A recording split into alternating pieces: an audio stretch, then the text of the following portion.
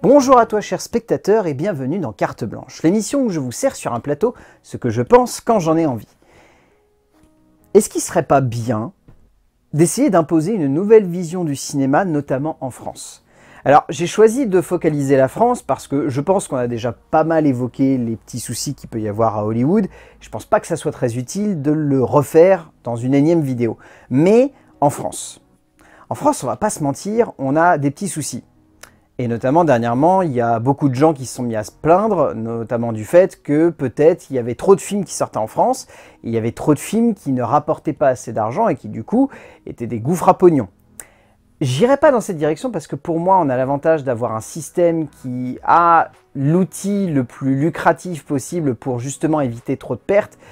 C'est-à-dire que réellement, on a un système presque vertueux où les films qui fonctionnent permettent d'aider des jeunes auteurs ou en tout cas des jeunes premiers films ou des propositions à justement voir le jour et peut-être à ne pas réussir à la trouver un public, mais au moins ça permet à ces films de voir leur jour. Le retour sur recette est un exemple parfait de comment on peut aider une production audiovisuelle à essayer de se renouveler.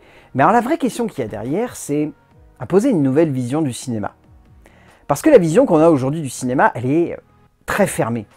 Vous entendez Jérôme Sédou et les quelques gros producteurs en parler au sein du monde du cinéma, il y en a peu finalement qui essayent de dire à des auteurs ou à des créateurs ou à des acteurs, tentez des choses nouvelles.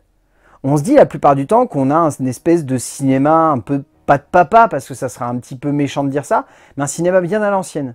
Camper sur ses acquis, avec une certaine mentalité, avec une certaine logique de création, avec une certaine manière de concevoir et développer ce qui passe par la tête d'un cinéma qui a envie presque toujours de raconter la même histoire, très ancrée dans la société et qui va pas forcément assez aller chercher des espèces d'éléments qui vont faire voyager le spectateur. C'est un peu le gros souci qu'a le cinéma français, c'est que certes on a un cinéma qui est particulièrement politisé, comme on a déjà pu l'évoquer dans ce format, et qui cherche par le biais de cette politisation à parler de la société, ce qui peut un peu miner certains films et par découlement miner un peu le spectateur, mais mine de rien, ce sont la plupart du temps des films qui cherchent quand même à évoquer quelque chose de fort et quelque chose qui doit avoir un impact sur le spectateur. Donc on peut les saluer.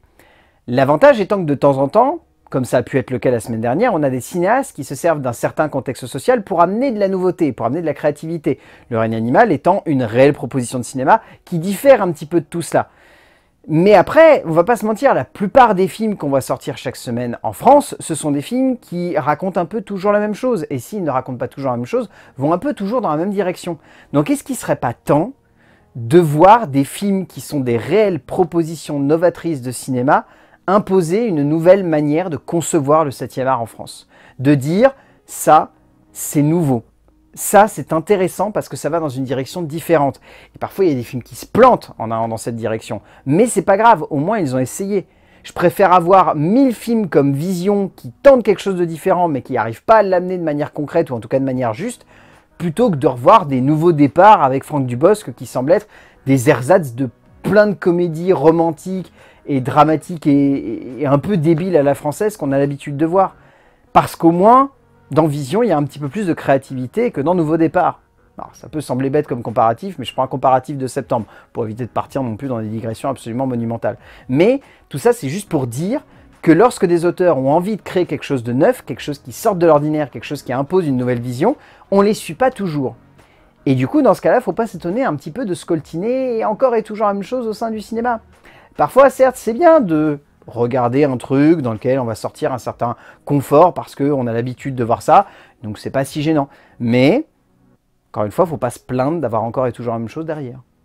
Notre petit confort, il est bien, et parfois c'est bien d'en sortir un petit peu. Voilà, encore une fois, j'espère que cette petite capsule vous aura plu. N'hésitez pas toujours à me dire dans les commentaires ce que vous pensez aussi de ce sujet-là.